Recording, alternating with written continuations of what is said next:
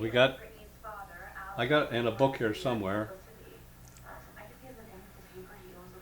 Halsey's, it was called Halsey's Typhoon, Admiral Bull Halsey.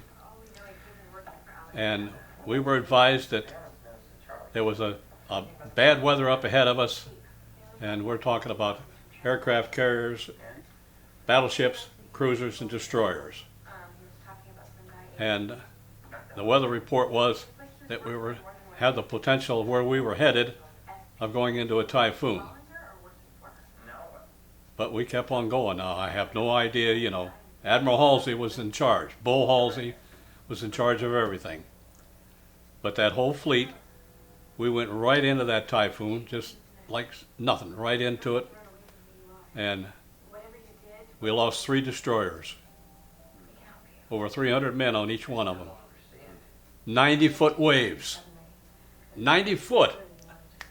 3 of them rolled over and never came back up. But I don't know at that time that his decision was the right one or the wrong one. It was in a war. I can recall we talked about it afterwards that we shouldn't have gone and done what we did, but that was too late then. It was already done. But that was the worst storm I ever saw, and that was in the South Pacific. Well, most of my time was in the South Pacific.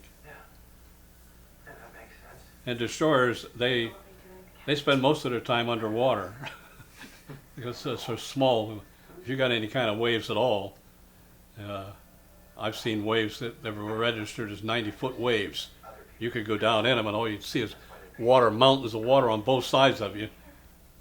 But then it would come up and the water would go down. Destroyer life was probably the worst there was out there, and that's what I was on. They're the smallest.